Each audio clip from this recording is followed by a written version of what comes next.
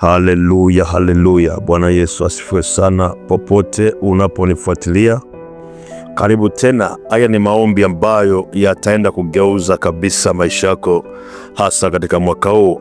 Ni maombi ambayo yatabadilisha historia ya maisha yako, na kama unafuatana nami tangu siku ya kwanza, leo ni siku ya 8, na naamini kabisa tayari umeanza kuona matokeo na mpenyo wa maombi haya ambayo ninakuletea kila siku, pamoja na mafundisho kadhaa ya kukusaidia kuupangilia mwaka wako huu mpya wa 2026.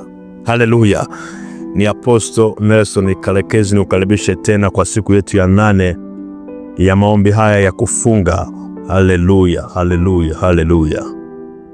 Mungu wetu ni mwaminifu sana. Siku ya leo tunashughulikia roho za kuishia njiani. Roho za kuishia njiani, ama roho za kufanya vitu halafu havimaliziki, vinaishia njiani. Kuna watu mnanisikiliza sahihi, mnahitaji kabisa kufunguliwa kwenye hizi roho na kushughulikia hizi roho ipasavyo, kwa sababu kuna mtu ananisikiliza, unajua kabisa kila kitu unachokianzisha huwa kinaishia njiani, ama kisipoishia njiani mwisho wake kinakuwa kibaya. Haleluya. Ukianzisha biashara inaishia njiani, yani unachokianzisha hauwezi kukimaliza. Sikiza kwa makini sana. Unajua kabisa unanisikiliza, na unachokianzisha hakiwezi kufika mwisho. Mara nyingi kinaishia njiani, kinavurugika, ama kikienda mwisho wake kinakuwa kibaya, au mwisho wake mbaya. Sasa watu wengi hawajui kwamba hizi ni roho chafu ambazo huwa zinaachiliwa kwenye maisha ya watu ili wasiende popote kwenye maisha yao, wasifanikishe chochote kwenye maisha yao. Kuna mtu ananisikiliza saa hii, umeanza kujenga nyumba yako vizuri, miaka imepita ya kutosha, nyumba imekwamia mahali katikati. Umeanza biashara vizuri, ikaonyesha mwelekeo mzuri, lakini unashangaa inaishia katikati. Na wengine unaanza safari, hiyo safari hata huwezi fika mwisho. Haleluya. Wengine mnanisikiliza saa hii, unaanzisha mahusiano, na kila mahusiano yoanzisha ama yaishie vibaya, ama yaishie tu njiani kusikojulikana. Unakuta mtu anaondoka kwenye maisha yako, hakuna sababu yoyote ile, hakuna kuagana, hakuna nini, mtu ondoka tu. Haleluya. Kuna watu mnanisikiliza saa hii, mnajua kabisa unapokaribia kupata kitu kizuri, unaona mwelekeo kabisa kwamba kitu kizuri kinakaribia kutokea, unaanza kuwa na matumaini, unashangaa inaishia njiani, hiyo safari haiendelee. Na kuna watu mnanisikiliza sasa hivi, unaahidiwa sana vitu, lakini vikikaribia kufanyika haifiki mwisho kabisa. Kuna wengine unaahidiwa kazi, umeanza interview vizuri, na wengine unanisikiliza ukapewa na taarifa kwamba umefaulu interview, subiri kupigiwa simu ya kazi, halafu unashangaa hiyo simu ya kazi ya kwenda kuanza kazi inakuwa ni vita kweli kweli. Yani inaishia hiyo safari ya kupata kazi, imeishia somewhere katikati pale, bila hata maelezo yoyote yale. Haleluya. Unasikia nye watu wa Mungu? Niko hapa ili upate kufunguka, kwa sababu huu mwaka wako utakuwa ni mzuri sana sana kupita kawaida. Mwingine unapanga vizuri, sasa ninunue kiwanja, nijenge nyumba, unaanza kuweka hela zako vizuri, halafu hiyo safari inapoishia, na wengine tunakuta anakata tu tamaa, anaishia tu njiani, anakata tamaa, anaachana hiyo kitu. Mwingine unakuta kwa mwaka mmoja unaanzisha biashara 10 au na zaidi. Unaanzisha hii haijaeleweka vizuri, ushaacha. Umeanza hii haijaeleweka vizuri, umeshaacha. Umeanza hii haijaeleweka vizuri, umeshaacha. Hiyo roho ya kuacha na kuishia njiani ni roho chafu ambayo lazima ipigwe. Na mimi nakuombea kwa jina la Yesu, mwaka huu hiyo roho chafu haitafanikiwa kwenye maisha yako. Utaanzisha vitu, vitafika mwisho kwa ushindi. Utaanzisha vitu, vitakamilika kwa ushindi. Haleluya. Sasa watu wengi mara nyingi hawajui hizi roho chafu za kuacha, kata tamaa, acha, ishia njiani, acha. Unaanza mahusiano, huyu mtu haijaeleweka, umeshaacha. Umeona hiki kwamba ndo kizuri, umeanza safari hata haijakamilika, umeshaacha, unaanza nyingine. Na kuna mtu unanisikiliza sasa hivi, na hii ni very serious, nisikize kwa makini sana. Unanisikiliza sasa hivi, unakuta au unaanza kitu, una vitu mpaka 10, 4, 5, 6, 10, vyote unataka vyote vifanyike, hakuna kinachokamilika. Yaani kuna mtu ananisikiliza sasa hivi, una vitu kama 10 hivi, vyote viko njiani hivi, hewani hivi. Yaani hauwezi kufocus ya kwamba ngoja nianze hiki nikifanye kifike mwisho, nije nifanye hiki nifanye kifike mwisho. Umeanza ujenzi, umefika kwenye renta, umehamisha mawazo, unataka tena ununue gari. Hiyo gari nayo umeweza utaratibu kununua, nayo hata hujakamilisha vizuri, unataka ufungue mradi fulani wa kilimo. Vyote vimeishia, unakuta hewani namna fulani. Sasa watu wengine nafikiri ya kwamba ni mambo tu ya kawaida. Hizi ni vifungo, nisikilize vizuri, hivi ni vifungo. Na mara nyingi hizi roho chafu zinatokea kwenye madhabahu za mizimu, madhabahu za mizimu za ukoo, madhabahu za mizimu za familia. Unakuta hizi roho zinatoka huko. Lengo lake usije ukawa na kitu chochote ambacho unasema umekifanikisha maishani. Kwa sababu kuna mtu unavyoenda kunisikiliza, unajua kabisa una mambo kibao na yote hayafanikiwi, yote hayakamiliki, na yote yapo tu hewani. Na hii ni shida kubwa sana, shida kubwa sana sana.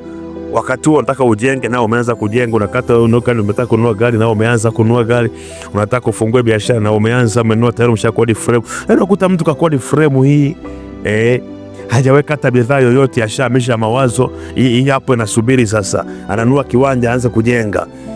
Ameenda kwenye kiwanja nacho, amemwaga matofali pale 200, na yenyewe tena mawazo shamba. Unakuta na vitu vimepangiliana namna hii, hakuna kinachokamilika. Nisikilize vizuri, hakuna kinachokamilika. Hii ni hatari sana.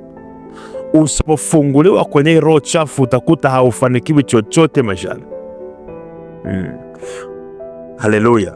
Paulo anasema kwenye kitabu cha Wakorintho wa kwanza sura 16 mstari wa 9, anasema kwa maana nimefunguliwa mlango mkubwa wa kufaa sana, na wako wengi wanipingao.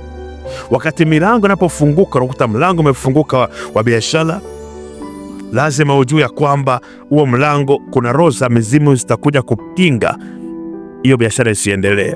Kwa wanaweza simply wakakwamisha tu mawazo ya kwamba sasa kuna mradi tena wa kilimo hapa. Hujakaa vizuri na biashara, umeanzisha ile ya nguo, umeanza kilimo tena. Vyote vinakusubiri. Na unajua mlango wa kilimo umefunguka, huyo mtu akienda na kilimo mpaka mwisho atainuka sana. Wanakubadilishia mawazo, wanakuletea mawazo ya kufanya kitu kingine. Au mtu anakuja tena kushauri kuna biashara fulani hapa hivi, unakuta unahama sasa mawazo, na vyote vinakuangalia uvikamilishe. Mwisho wa siku nini kinafanyika? Kila kitu kinaishia njiani. Mungu wetu ni Mungu ambaye akianzisha mambo huwa anataka yakamilike. Ndio maana anaitwa Alfa na Omega. Yaani manake akianzisha jambo lazima lifike mwisho. Na mimi nakuombea upako wa Omega uwe juu yako mwaka huu kwa jina la Yesu. Nimesema na kuombea upako wa Omega uwe juu yako mwaka huu kwa jina la Yesu. Kama unaamini, weka comment yako hapo chini, sema amina, napokea upako wa Omega. Niandikia hapo chini, napokea upako wa Omega. Tafadhali andika kama unaamini unachosikia sahihi ya kwamba Mungu anakufungua. Andika hapo chini, napokea upako wa Omega mwaka huu.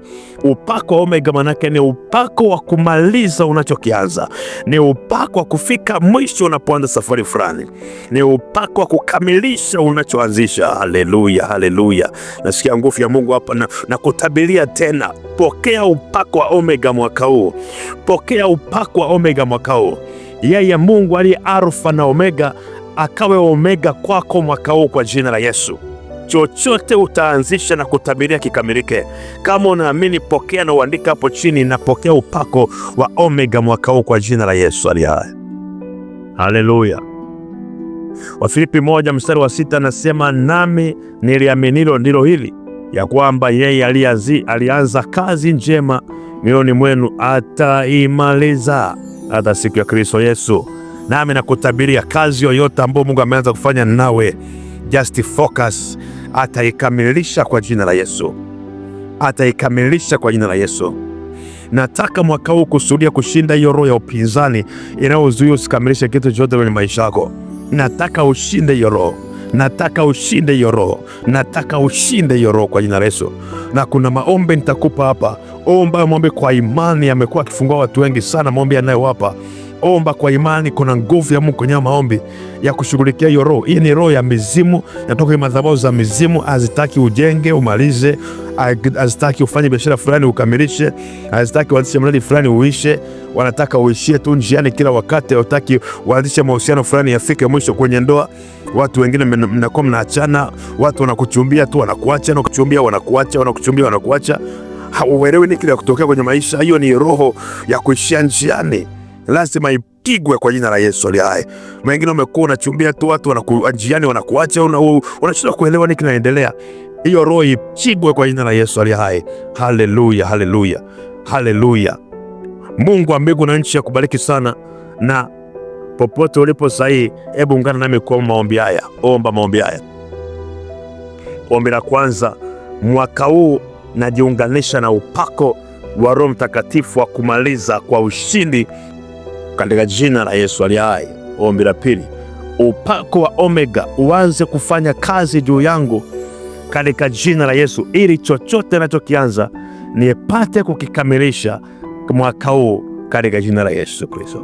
Tatu, Roho Mtakatifu nipe neema ya kumalizia kwa ushindi kwenye kila jambo nitakalofanya mwaka huu katika jina la Yesu.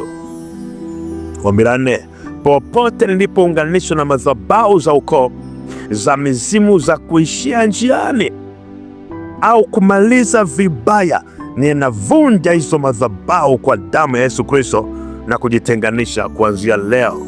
Tano, nguvu yoyote inayofuatilia ili niishie njiani na nisifikie mwisho mwema kwa kila kitu ninachokianzisha, ninaiua kwa moto wa Roho Mtakatifu. Ombi la sita, kila mtego niliotegewa kwenye kazi zangu ili nifukuzwe vibaya, ninategua hiyo mitego kwa jina la Yesu aliye hai. Saba, kila mitego niliotegewa na maadui zangu kwenye biashara zangu ili nipate hasara mbaya na kuishia njiani, ninaitegua kwa damu ya Yesu Kristo wa Nazareti. Ombi la 8, soma Zaburi ya 23, akisha unakiri Zaburi mstari wa kwanza mpaka wa mwisho, na utaona ushindi mkubwa. Neema ya Mungu juu ya maisha yako. Ni Apostle Nelson Kalekezi. Kama ulikuja subscribe channel ya YouTube, hakikisha una subscribe hapa, kwa sababu kila siku nakuletea maombi haya na mafundisho haya ambayo yanakutengenezea mwanzo mzuri kabisa wa mwaka, na utaona ushindi katika jina la Yesu aliye hai. Lakini kumbuka, usidharau nguvu ya sadaka. Nguvu ya sadaka. Wakati mwingine unaponisikiza na kuhubiria namna hii na kufundisha na kuombea, ndani ya Roho Mtakatifu anakuambia achilia kitu fulani, achilia sadaka fulani. Nataka nikwambie ya kwamba usidharau nguvu ya sadaka. Nataka nikwambie usidharau nguvu ya sadaka.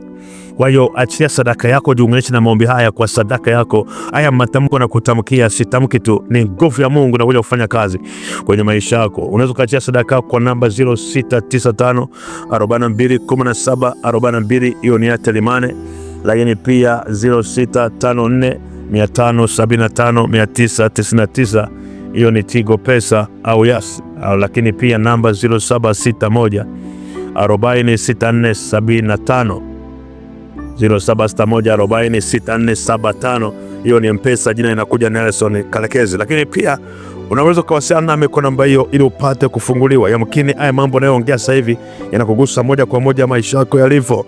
Yamkini kabisa hivyo ni vitu ambavyo vimekuwa vikitokea na unachukulia kawaida na maisha yako yanaenda kufungwa vile vile.